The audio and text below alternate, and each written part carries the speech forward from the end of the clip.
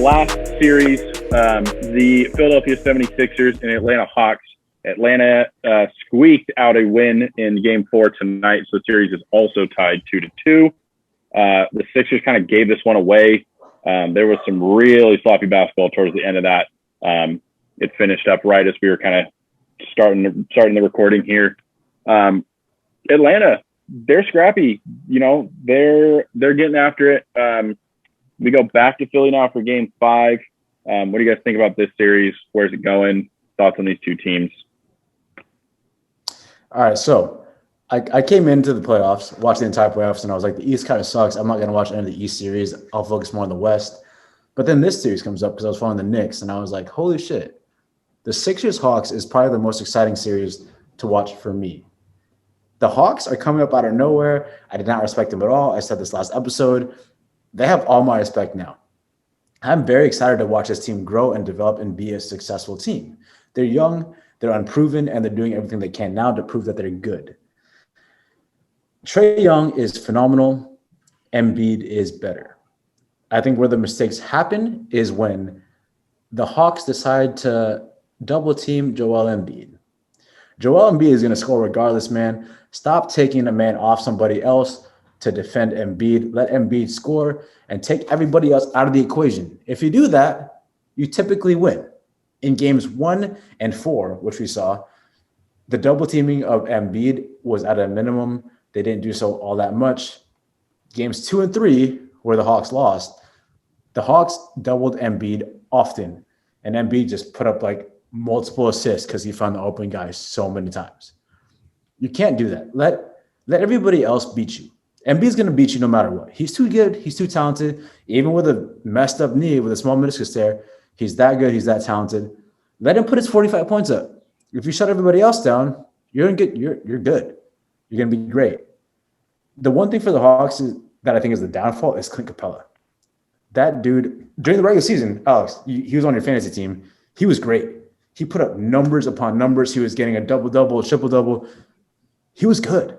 In the playoffs, not so much. Once you give him the ball, the offense stops. The beginning of this game today, they were up like friggin' 14-6 or something. They gave Clint Capella the ball multiple times to kind of give him that jump start, to get him better, to get him to feel the offense. He turned it over, he got blocked, and he missed the layup. From that point forward, the Sixers went on a 22-4 run because Clint Capella cannot play offense. His numbers right now aren't that good.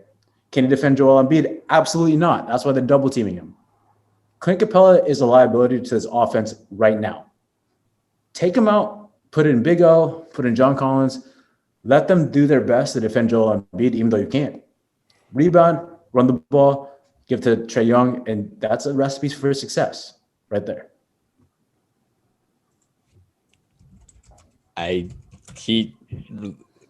don't have much to say more than that. I mean, Clint Capella, though, I mean, he's almost averaging a double-double. Compared to what he did during the season, it's completely different. He's True. not even, he's almost averaging a double-double with double-double or double-digit rebounds. Points? No. He is like, what, 9.8? He's close to being a double-double, but he is not producing on the offensive end.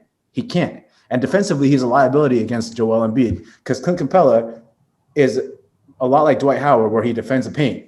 Joel Embiid shoots threes, man. He can't defend the perimeter. Yeah. I don't know that stuff. So I don't know. I just look at stats and if it's worse than what he's doing, then it's you're right. And to your point, James, when you take out Embiid, you're still having Tobias Harris who's playing well. Seth Curry is there's another Curry that can shoot above like 60% from three. Like He's Jesus doing Christ. well. Defend everybody else. Let Embiid do his thing. Yes, let Embiid do his thing. You're absolutely right.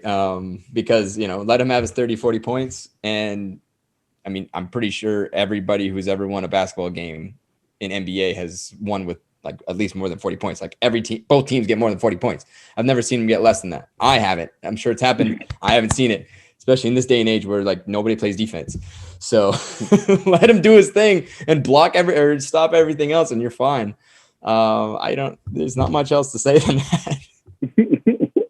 Yeah, I mean, a couple things on the Hawks side. It's always fun to see these underdog Cinderella teams make runs. I think there's always one or two every year, and for me picking the Sixers to win the whole thing, I don't want the Hawks to win this series, but I think they're going to make it a series, and I think that they're going to go 7 games here. I think the Hawks are definitely going to give them a run for their money.